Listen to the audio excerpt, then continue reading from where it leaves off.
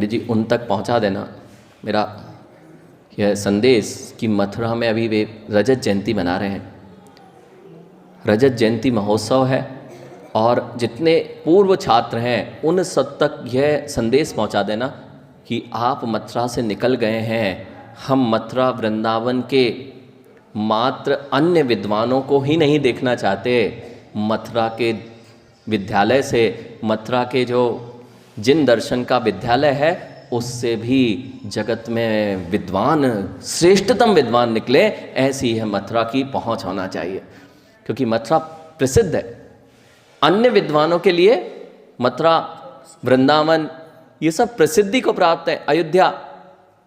ऐसे ही मथुरा के जितने छात्र इस बार वह सम्मेलन में सम्मिलित होने जा रहे हैं उन सब से कहना कि एक एक मथुरा का विद्यार्थी वह जगत में ऐसी प्रसिद्धि दे कि जिन दर्शन का, जैसे समंतभद्र स्वामी ने पूरे जिन दर्शन को पूरे भारत में प्रचारित किया और उसका गूंज किया, ऐसा विद्यार्थी जो मथुरा आदि विद्यालयों से निकले हैं वे एक दिन ऐसा करें कि जिन दर्शन पुनः पुनः उसी चरम स्थिति को प्राप्त हो जैसा आचार्य समंतभद्र स्वामी के समय हुआ करता था।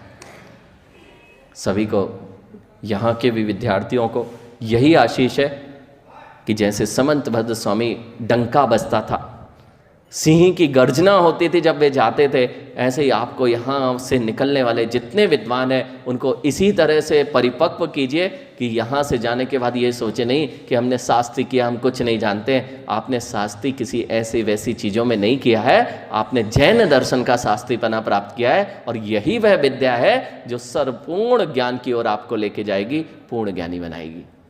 शास्त्री जी समझ में आ गया? आप जाएं तो लगना चाहिए कि जैन विद्वान आया हूँ। बिल्ली के जैसे कहीं प्रवेश नहीं करना बेटा। अन्य स्थानों पर भी जाओ ना तो बहुत गरिमा से जाना और जैसी विद्वान की वेशभूषा है वैसे ही जाना, क्योंकि वेशभूषा के अलावा अगर आप जाएंगे तो लोग आपको कीमत नहीं करेंगे।